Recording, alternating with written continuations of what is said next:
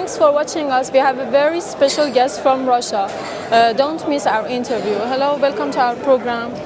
Assalamu alaikum wa rahmatullahi wa barakatuh.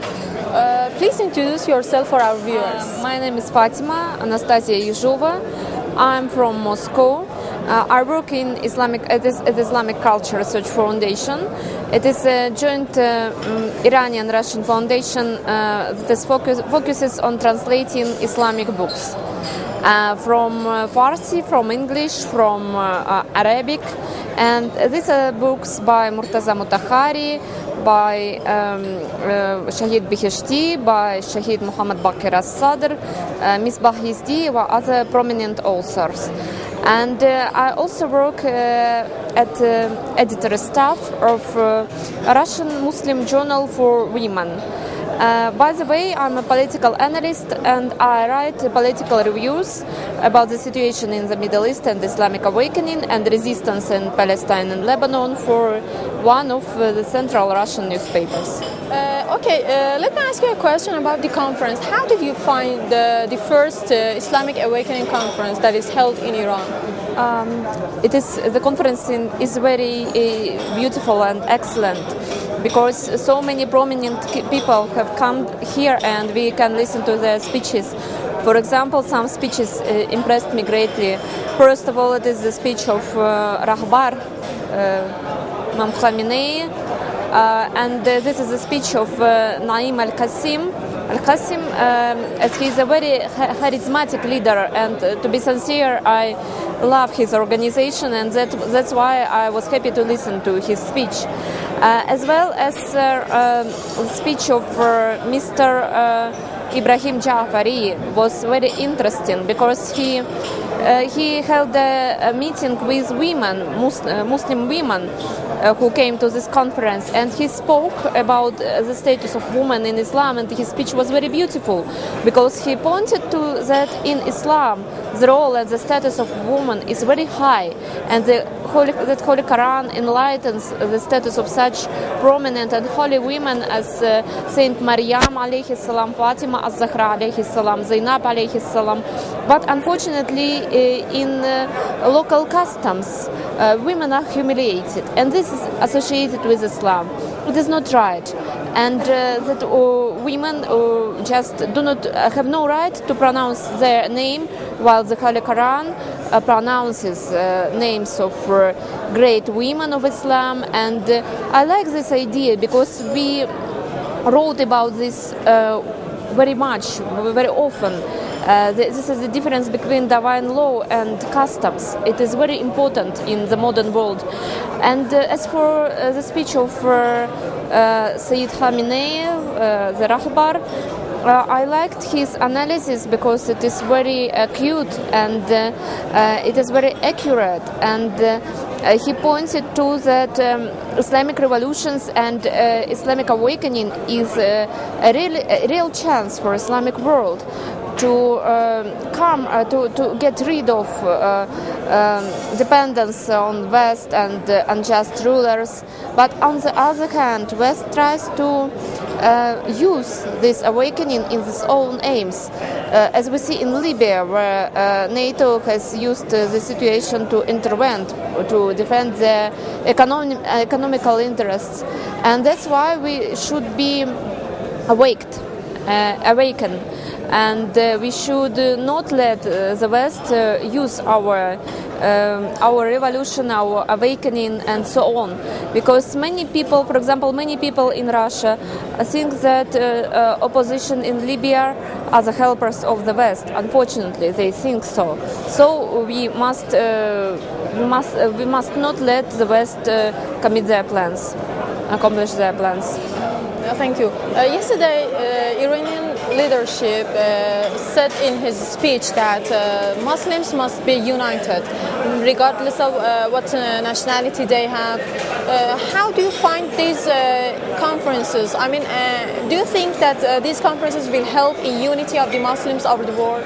Yes, of course, because we can sit together and discuss our problems. And, for example, many of Sunni Muslims were invited to this conference. I have seen many people from Turkey and other countries, and they have a possibility to see the true image of Shiaism. For example, there is a great propaganda in Russia and in other countries against Shiaism held by some Wahhabis and Sufis from the movement Murabitun, and they try to urge Sunni Muslims that Shias are not Muslims, that they perform shirk, and so on, so on, so on. Yeah, they publish a lot of false information. But if a person has the possibility to visit such a conference and listen to Shia leaders, and for example to visit the holy shrine of Imam Riza alayhi salam, they will see that no shirk is committed over there, because these fabricators publish false information that we pray in front of the holy shrine.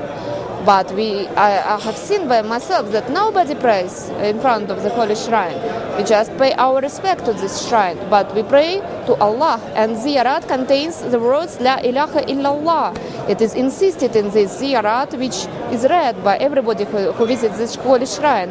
And if a person visits the holy shrine and sees that this is the shrine of Tawheed, of one God, and Imams alayhim salam have given their lives in order to protect the faith in one God, to protect Tawheed. This person will never think that Shias are like a polytheist or idolatrist. As well as in politics, they have a possibility to get to know our points of view. For example, in Russia, many Sunni propagators try to urge Sunni people that Iraqi Shias support Americans, but when you come here, you see Muqtada as-Sadr.